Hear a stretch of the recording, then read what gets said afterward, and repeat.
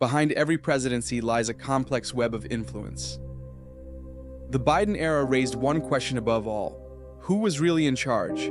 This is what Barack Obama said when he wanted a third term, and he could phone in a left-wing agenda from his basement without appearing in public. Tonight on Expert Playback, we examine the contentious governance by proxy theory surrounding the 46th president. Historian Victor Davis Hanson argues Joe Biden served not as architect, but as avatar. The theory traces back to the 2020 Democratic primary, where critics allege unseen forces shaped the outcome. But what were the true motivations behind these political maneuvers? The same existential as why do all these reporters say now, we were in on the deal, we covered up for Biden, the Biden staff did it, no, the media did it, but they all agree that he was non compos mentis, he was cognitively challenged when he was nominated, when they cleared the nomination field out. They got rid of Buttigieg, they got rid of Elizabeth Warren, they got rid of Sanders, they all disappeared quickly. And then they used this wax and effigy as a veneer. But why? That was very risky to do that. They all tell us they did it, but they don't tell us why. The rapid consolidation behind Biden raised eyebrows across the political spectrum. While party insiders defended it as pragmatic coalition building, critics saw a calculated installation of a figurehead. The strategy appeared straightforward: sacrifice stronger debaters, install a familiar face, and control the agenda behind the scenes. They were all retread Obama people, and they just called Barack up for instructions. And he said that. He said he'd like to be a third-term president if he could phone it in and didn't have to be seen. And he got his wish. I was going to say, you think he got his wish there? He did. And he ruined the country almost. Presidential administrations reveal their priorities through personnel choices. The Biden White House featured a striking pattern of staffing continuity. Key positions went to familiar faces: Susan Rice, Anita Dunn, Jake Sullivan, Ron Klain, architects of previous administrations now holding new access cards. This personnel overlap created what critics describe as shadow channels of authority, bypassing the Oval Office. The numbers tell a striking story. Biden held fewer press conferences than any modern predecessor, while issuing an unprecedented volume of executive orders. They saw this as a wonderful opportunity.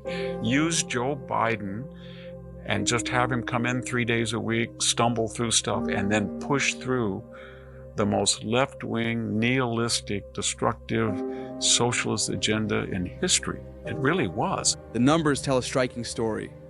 Biden held fewer press conferences than any modern predecessor, while issuing an unprecedented volume of executive orders. This inverse relationship between public appearances and policy output became central to the proxy governance theory. These executive actions often reflected frameworks developed years earlier, prompting questions about their true architects. They haven't let out what unelected official was actually making all the calls. And that's what I think we're all angry about. I think it was all of the aides that worked for Obama. They had all the Obama people. Susan Rice was in the administration. That's why she was so angry when she got fired from a board.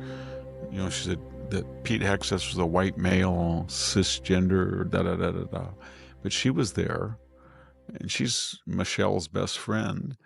And they were just all, if you go look at them, they were all there.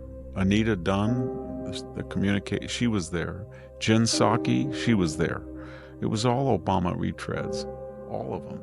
As Biden's presidency concluded, journalists began publishing candid accounts of efforts to shield his condition from public view. These revelations created an ethical quandary for media institutions. One question persists: what objective could justify sacrificing years of journalistic credibility? What endgame warranted such compromise? Let's look at the border. Joe Biden, over 4 years, destroyed it. He defanged Border Patrol and ICE. He stopped the congressionally approved wall. The result was 12 million people came in. They entered illegal, they resided illegally, and we have 500,000 of them suspected of criminal backgrounds. And almost every day there is a murder or rape. But here's the question. Everybody knows he did it, but nobody asks, why did he do it? Border policy exemplifies what critics call deliberate governance without accountability. Similar patterns emerged across climate initiatives and student debt relief. Executive power repeatedly eclipsed legislative process. Whether driven by electoral calculation, economic agenda, or ideological transformation, the consequences ripple across generations. So we had all these polls. They were wrong in 2016. They were wrong in 2020. They lost credibility. And then in 2024, they did it again. As I said earlier, the NPR PBS poll of Kamala Harris had her winning 4 points.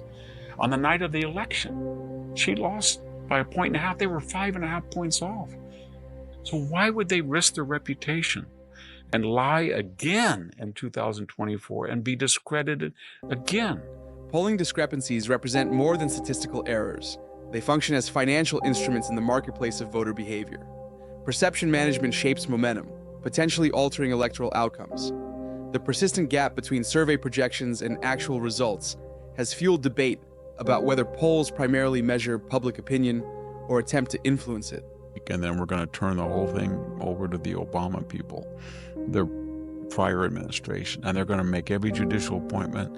They're going to make every key decision on the border, on Afghanistan, on the economy, and they're just going to go DEI crazy, ESG crazy, you name it. New Green Deal, Green New Deal. It was all boils down to, we don't really care about the United States. We don't care that he has a nuclear codes. We don't care he's going to let in thousands. The central question remains, what objective justified this extraordinary political architecture? Was it ideological transformation, consolidation of institutional power, or something entirely different? Share your thoughts in the comments. This investigation remains open until the underlying motives are revealed. If you found this breakdown helpful, hit that like button so more people see it. And if you want more sharp takes on global power plays, go ahead and subscribe. Thanks for watching, and I'll see you in the next one.